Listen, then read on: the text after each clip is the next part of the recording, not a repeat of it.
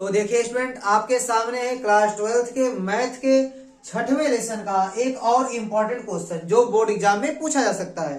तो ध्यान दीजिएगा, क्वेश्चन क्या लिखा है। सिद्ध कीजिए कि कैपिटल आर त्रिज्या के गोले के अंतर्गत, ठीक है, एक गोला है जिसकी त्रिज्या कितनी है, कैपिटल आर है, उसके अंतर्गत शंकु का महत्तम आयतन, उसके अंतर्गत जो शंकु उसका महत्तम आयतन गोले के आयतन का 8/27 होता है। ये आपको सिद्ध करना है। तो देखिए क्वेश्चन कैसे हल होगा। सबसे पहले आप एक गोला बनाएंगे, ठीक है, इसकी त्रिज्या क्या है, कैपिटल आर, और इसके अंतर्गत क्या है, एक शंकु है। तो आप शंकु को भी बना लीजिए, ठीक है, आप इसके अंतर्गत एक शंकु भी बना लीजिए, ठीक है। आप ए हो जाएगी शंकु की ऊंचाई और ए मान लीजिए शंकु की त्रिज्या है स्मॉल आर, ठीक है। तो ए आपका केंद्र से होकर जाएगा, ठीक है। ए हो गया केंद्र, किसका केंद्र, गोले का केंद्र। तो अब देखिए केंद्र हो गया, तो ए हो गई गोले की त्रिज्या, पहले से दिया गया कैपिटल आर है, यहां से आप मिलाएंगे तो ए भी गोले की त्रिज्या होगी कैपिटल आर, ठीक है। अब ध्यान दीजिएगा, अब इसको मान लीजिए, इस बिंदु का नाम ए है, इस बिंदु का नाम बी मान लीजिए, इसको सी मान लीजिए, इसको मैंने बिंदु ओ मान लिया, ठीक है। और इसकी जो ओबी की लंबाई है उसको मान लीजिए यक्स, ठीक है। तो देखिए आर क्या है, आर अचर है, वो बदलेगा नहीं। आपका जो कैपिटल आर है वो अचर है, क्योंकि गोला क्या फिक्स है, उसके अंतर्गत क्या है, शंकु, शंकु को आप घटाएंगे बढ़ाएंगे तो उसकी ऊंचाई और त्रिज्या घटेगी और बढ़ेगी, कोई दिक्कत नहीं। तो आर और एक्स आपका क्या हो गया, चर हो गया, क्या हो जाएगा, वो चर हो जाएगा, और कैपिटल आर आपका क्या हो जाएगा, अचर रहेगा, ठीक है। तो दो चर हैं, कौन कौन, एक्स और आर, किसी एक में आपको फलन बनाना पड़ेगा, ठीक है। तो ध्यान दीजिएगा, आप यहां से लगा सकते हैं पाइथागोरस थ्योरम। देखिए समकोण त्रिभुज बनेगा, यहां आप लगाएंगे पाइथागोरस थ्योरम। तो यहां कर्ण का स्क्वायर बराबर क्या होगा, लंब का स्क्वायर प्लस आधार का स्क्वायर, ठीक है। तो आप कैपिटल आर का स्क्वायर माइनस एक्स का स्क्वायर बराबर लिख सकते हैं आर का स्क्वायर, ठीक है। इसको मान लीजिए आप समीकरण 1, ठीक है। आपको क्या लिखाना है, शंकु का आयतन महत्तम लिखाना है। तो शंकु का आयतन पर लिखिए, शंकु का आयतन क्या होगा, v बराबर, शंकु का आयतन होता है 1/3 पाई आर स्क्वायर एच, ठीक है, 1/3 पाई आर स्क्वायर एच। तो शंकु की ऊंचाई क्या माने आप, स्मॉल एच, तो यहां से यहां तक की जो ऊंचाई होगी वो स्मॉल एच के बराबर होगी, ठीक है, इस शंकु की ऊंचाई हो गई। तो ए हो जाएगा आपका v बराबर 1/3 पाई। तो देखिए स्टूडेंट, आर स्क्वायर का मान आप यहां रखेंगे, आर स्क्वायर का मान कितना है, कैपिटल आर का स्क्वायर माइनस एक्स स्क्वायर, देखिए, और इंटू एच का मान, एच का मान कितना होगा, देखिए आर और एक्स को जोड़ेंगे तो आपको एच मिल जाएगा, एच मतलब कैपिटल आर प्लस एक्स, ठीक है, इतना आपको मिल गया। अब देखिए आपको एक बार डिफरेंशियल करना पड़ेगा, d v by d x, x के सापेक्ष, क्योंकि यहाँ पर चर कौन है, एक्स है, ठीक है। तो एक्स के सापेक्ष आप अवकलन करेंगे तो आपको कितना मिलेगा, देखिए ये आपका पाई/3 अचर पद है, ये बाहर हो जाएगा। देखिए पहला और दूसरा फलन यहां लगेगा, दो फलनों के गुणनफल का अवकलन होगा।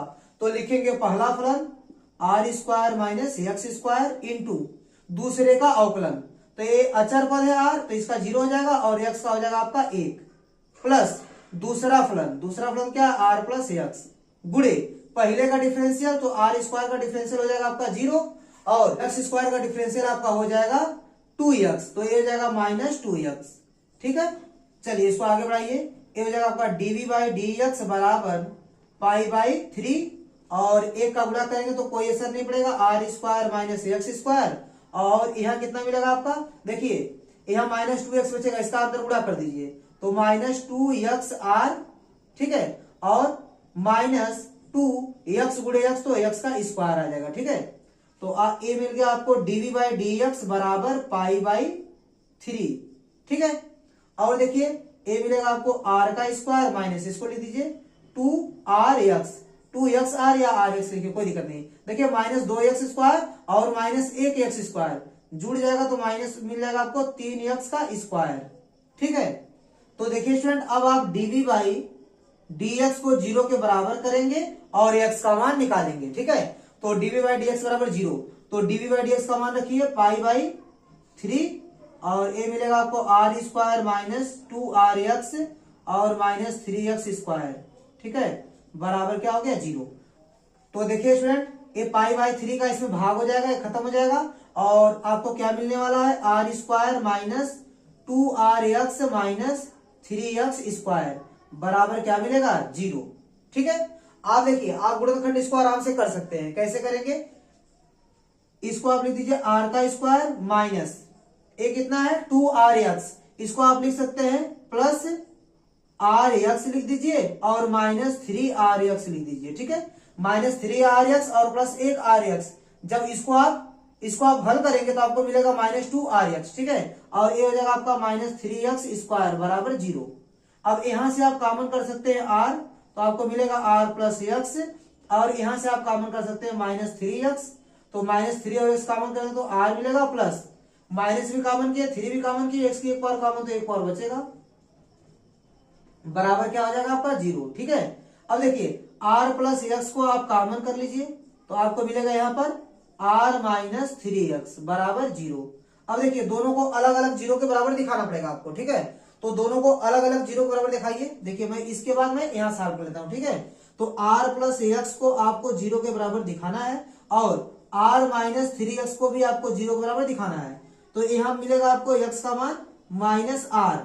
ठीक है, और देखिए यहाँ पर r बराबर क्या मिलेगा आपको 3x, और यहाँ x का मान क्या मिल जाएगा r/3 मिल जाएगा। ठीक है, तो यहाँ पर आपको क्या मिला x का मान निगेटिव, जबकि x का मान निगेटिव नहीं होना चाहिए, तो इसको आप नहीं लेंगे, आप x बराबर r/3 को ही लेकर चलेंगे। ठीक है, इतना हल करने के बाद आप इसको कर लीजिएगा इन दोनों को। ठीक है, अब इसके बाद इसको आप नोट कर लीजिए, मैं इसको मिटा देता हूं उसके बाद आगे लगाऊंगा। ठीक है, तो चलिए स्टूडेंट इसको आप नोट कर लीजिए।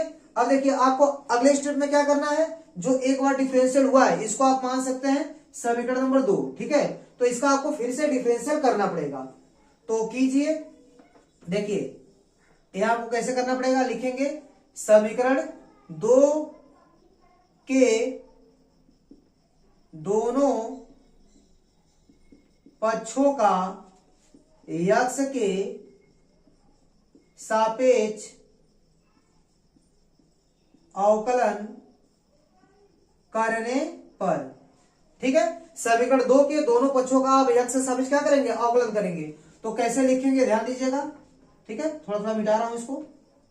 देखिए यह लिखेंगे डी बाई डी एक्स और इसको लिखिए डीवी बाई डी एक्स बराबर, देखिए ये हो गया आपका π/3, इसको आप बाहर रख लीजिए, फिर यह लिखिए डी बाई डी एक्स और ब्रैकेट में क्या है r का स्क्वायर माइनस 2rx और माइनस 3x का स्क्वायर। ठीक है, तो देखिए student d v by d x का फिर से x से सापेक्ष अवकलन करेंगे तो आपको मिलेगा d2v अपान dx का स्क्वायर बराबर π/3 आपका बाहर है। अब इसका आप डिफरेंशियल कीजिए, अचर पद का डिफरेंशियल 0 माइनस 2r और x का हो जाएगा 1। ठीक है, तो इंटू 1 लिख सकते हैं आप, माइनस 3 और x स्क्वायर का हो जाएगा 2x। ठीक है, तो ये हो जाएगा आपका d2v अपान dx का स्क्वायर बराबर π/3 मिल गया, और यहाँ क्या मिलने वाला देखिए माइनस 2r और माइनस 2 6x।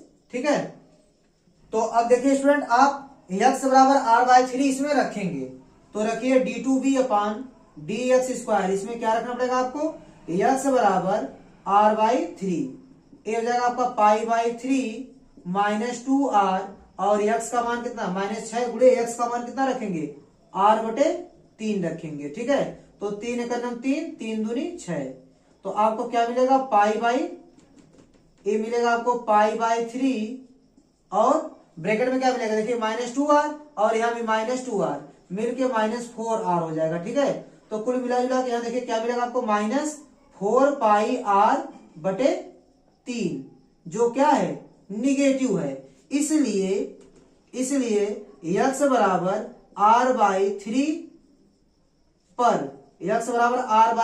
पर आपका जो v है आयतन, किसका आयतन शंकु का आयतन, वो महत्तम है, इसलिए x बराबर r/3 पर v क्या है महत्तम है। क्या है महत्तम है, मतलब अगर x का मान अगर आप r/3 रखेंगे तो आपका v क्या आएगा महत्तम आएगा।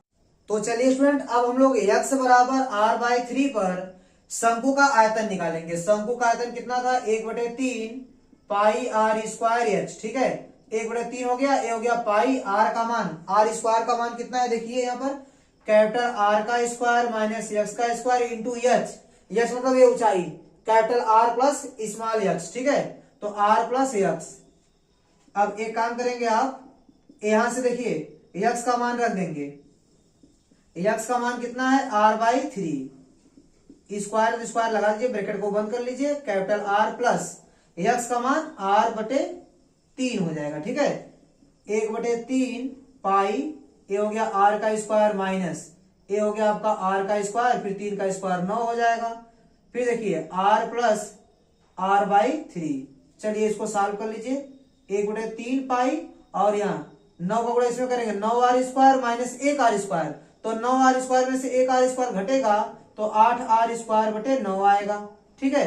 अब देखिए 3 का गुणा इसमें करेंगे 3r प्लस 1r मिलके 4r हो जाएगा, ठीक है, बटे हो जाएगा 3। चलिए इसको और सॉल्व कीजिए, देखिए आपको क्या मिलेगा, देखिए 8 चौक को 32, ये हो जाएगा 32, ऊपर हो जाएगा 32 पाई बटे, देखिए 9 3 3 9 और यहाँ 9 9 9 81, ये हो जाएगा 81, और आपको क्या मिलेगा यहाँ पर, देखिए आर का स्क्वायर इंटू आर, ये हो जाएगा आर का क्यूब, ठीक है। आपको क्या दिखाना है कि जो शंकु का आयतन है वो गोले के आयतन का 8/27 गुना है, ठीक है, तो आप यहाँ से 8/27 निकाल लीजिए, देखिए 8/27 आप निकाल लीजिए, 8 चौक को 32, 4 बचेगा, ठीक है, और यहाँ पाई आर का क्यूब बचेगा, अब देखिए 27 या 81 बटे 3 बचेगा, ठीक है, देखिए 8 चौक को 32 आपको मिल जाएगा और 27 या 81 मिल जाएगा, बाकी सब पाई आर क्यूब यहाँ लिखा गया है, ठीक है। अब इसको आप मिटा दीजिए, ठीक है, तो ये मिल जाएगा आपका 8/27, तो 4/3 पाई आर क्यूब किसका आयतन होता है, गोले का आयतन होता है, तो इसको आप लिखते आएंगे v, तो यहां आप लिख सकते हैं शंकु का आयतन, शंकु का आयतन बराबर 8/27 गुणे ये किसका आयतन है, गोले का आयतन, किसका आयतन है, गोले का आयतन। इसका मतलब शंकु का जो आयतन है वो गोले का आयतन का 8/27 है, यह बात प्रूफ हो गई। तो स्टूडेंट उम्मीद करता हूं कि एक क्वेश्चन आपको अच्छे से समझ में आया होगा। तो मेरा वीडियो देखने के लिए आपका बहुत बहुत धन्यवाद। प्लीज आप मेरे चैनल को लाइक कीजिए, शेयर कीजिए और सब्सक्राइब कीजिए।